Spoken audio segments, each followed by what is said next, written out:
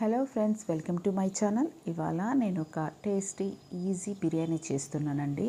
ఇందుకోసం నేను ఒక గిన్నె పెట్టుకొని దానిలో ఆయిల్ వేస్తున్నాను. బిర్యానీకి నార్మల్గానే కొంచెం ఆయిల్ ఎక్కువ పడుతుంది కాబట్టి ఆయిల్ వేసుకోండి. ఇప్పుడు ఆయిల్లో మసాలా దినుసులు వేసాను. చెక్క, లవంగం, బిర్యానీ ఆకు, జాపత్రి ఇవన్నీ వేసానండి. యాలక్కాయలు అవన్నీ వేసాను. ఇవి కొంచెం ఫ్రై అయ్యాక సన్నగా కట్ చేసి పెట్టుకున్న ఆనియన్స్ వేస్తున్నానండి. ఇక్కడ నేను 4 ఆనియన్స్ కట్ చేసి పెట్టుకున్నాను, అవి వేసాను. ఆనియన్స్ కొంచెం కలర్ మారేంత వరకు ఫ్రై చేసుకోవాలి. నేను ఇక్కడ 2 గ్లాసులు బియ్యం తీసుకున్నానండి. అందుకే క్వాంటిటీ నేను అన్నీ కొంచెం కావాల్సినంత తీసుకున్నాను అనమాట. అంటే 4 ఆనియన్స్ తీసుకున్నాను. ఒక 5 పచ్చిమిరపకాయలు కట్ చేసి పెట్టుకున్నాను, అవి వేసాను. కొంచెం ఇవి కూడా ఫ్రై చేసుకుందాం.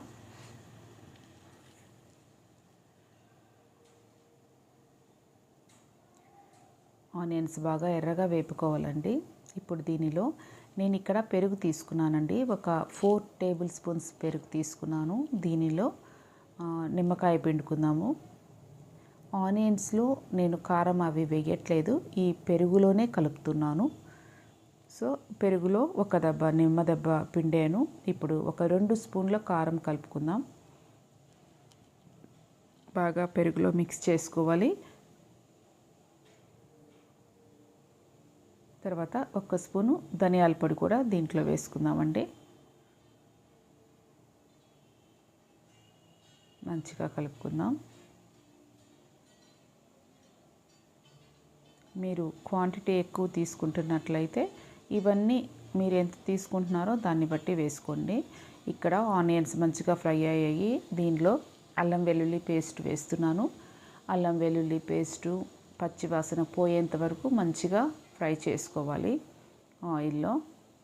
ఇప్పుడు దీంట్లో కట్ చేసి పెట్టుకున్న టమాటోస్ వేస్తున్నానండి. 4 టమాటోస్ తీసుకున్నాను, అవి వేసాను. టమాటాలు కొంచెం మగ్గాలండి. ఉప్పు వేసి మూత పెట్టి మగ్గించుకుందాము. ఉప్పు బాగా కలిసేలాగా కలుపుకొని ఇక్కడ మూత పెట్టి మగ్గించుకుందామండి.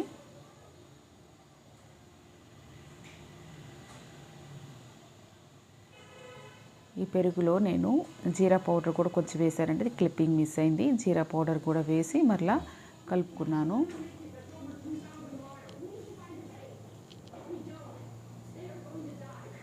ఇప్పుడు మూత తీసి ఒకసారి చూద్దాము టమాటోస్ మగ్గాయేమో.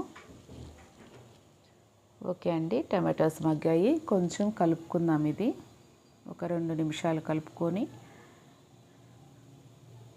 దీనిలో ఇప్పుడు పెరుగులో కలిపిన మసాలాలు, పెరుగు అంతా అవి వేస్తున్నానండి. ఈ మసాలాలు కలిపిన ఈ పెరుగుని మంచిగా ఆయిల్లో బాగా కొంచెం వేపుకోవాలి.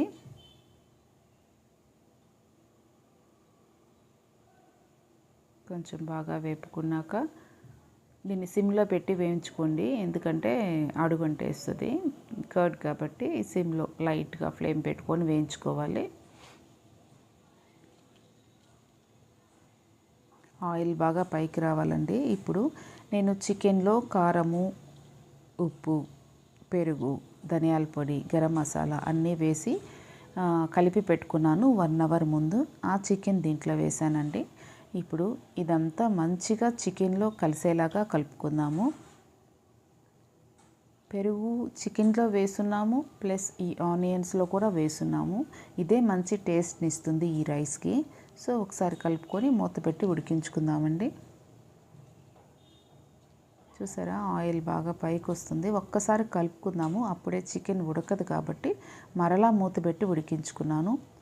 ఇప్పుడైతే బాగా దగ్గర పడింది. అదంతా ఆయిల్ అంతా బాగా పైకి వచ్చింది. నేను అక్కడ కొత్తిమీర, పుదీనా కట్ చేసి వేసుకున్నాను.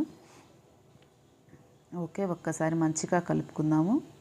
నేను 2 గ్లాసులు బియ్యం తీసుకున్నాను కాబట్టి నేను 3.5 గ్లాస్ వాటర్ తీసుకుంటున్నానండి. నేను వాడే రైసు జీలకర్ర మసూర. సో దానికి కొంచెం వాటర్ క్వాంటిటీ నేను చూసుకొని తీసుకుంటున్నాను. ఇక్కడ 3.5 గ్లాసు వాటర్ నేను తీసుకున్నానండి. బాగా కలుపుకుందాం. ఇక్కడ ఉప్పు చూసుకొని, ఉప్పు చాలకపోతే వేసుకోండి. మూత పెట్టి ఈ నీటిని పొంగేంత వరకు ఉడికించుకోవాలి. ఓకే, చూసారా పొంగుతుంది మంచిగా. ఇప్పుడు దీనిలో రైస్ వేస్తున్నానండి. నేను నానబెట్టి పెట్టుకున్నాను, కడిగి రైస్ని అవి వేస్తున్నాను.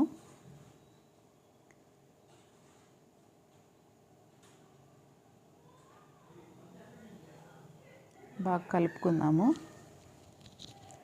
ఈ పెరుగు వల్ల, లెమన్ పిండడం వల్ల దీనికి మంచి టేస్ట్ వస్తుందండి. ఈ రైసు ఆంబూర్ బిర్యానీ లాగా ఉంటుంది ఇది టేస్ట్. ఒక్కసారి కలుపుకొని మూత పెట్టి కొంచెం కాసేపు ఒక 2-3 మినిట్స్ హై ఫ్లేమ్లో ఉడికించుకొని తర్వాత మీడియం ఫ్లేమ్లో పెట్టుకుందామండి. ఇప్పుడు ఒకసారి చూస్తున్నాను, చూసారా మంచిగా అంతా ఉడుకుతుంది. ఒక్కసారి రైస్ని కలుపుకొని మరలా మూత పెట్టి ఇప్పుడు సిమ్లో పెట్టి ఉడికించుకోవాలి. చూసారా అయిపోయిందండి, మంచిగా ఉడుకుతుంది, పొడి పొడిగా వస్తుందండి రైసు. మనము వాటర్ కరెక్ట్గా వేసుకున్నట్లయితే రైస్ కరెక్ట్గా వస్తుంది. నేను ఇక్కడ ఇంకొక 2 నిమిషాలు పెడతానండి. 1 స్పూన్ నెయ్యి వేసి ఇంకొక 2 నిమిషాలు మూత వేసి పెడతాను. కొంచెం రైస్లో చెమ్మ ఉంది, అది కూడా కొంచెం ఇది అవుతుంది. దానికోసం మరలా మూత వేసి ఇంకో 2 నిమిషాలు పెట్టి తర్వాత స్టవ్ ఆఫ్ చేసేస్తానండి. ఓకే, అయిపోయింది. చూసారు కదా, బిర్యానీ రెడీ అయిపోయింది. చక్కగా మంచి స్మెల్ వస్తుందండి. చూసారా, ఇది వేడి మీద ఉండడం వల్ల కొంచెం మీకు అలా అనిపిస్తుంది, కానీ కొంచెం చల్లారిందంటే బాగా పొడి పొడిగా వచ్చేస్తుందండి రైసు. నేను ప్లేట్లోకి సర్వ్ చేసుకుంటున్నాను. ఈజీగా మనము టేస్టీగా ఇంట్లో చేసుకునే బిర్యానీ అండి ఇది. ఎక్కువ శ్రమ పడకుండా మీ అందరూ కూడా ఖచ్చితంగా ఈ బిర్యానీని ట్రై చేయండి. మీకు ఎలా వచ్చిందో నాకు కమెంట్లో చెప్పండి. నా రెసిపీస్ మీకు నచ్చినట్లయితే నా ఛానల్ని తప్పకుండా సబ్స్క్రైబ్ చేసుకోండి, లైక్ చేయండి, షేర్ చేయండి. ఓకేనా ఫ్రెండ్స్? Thank you.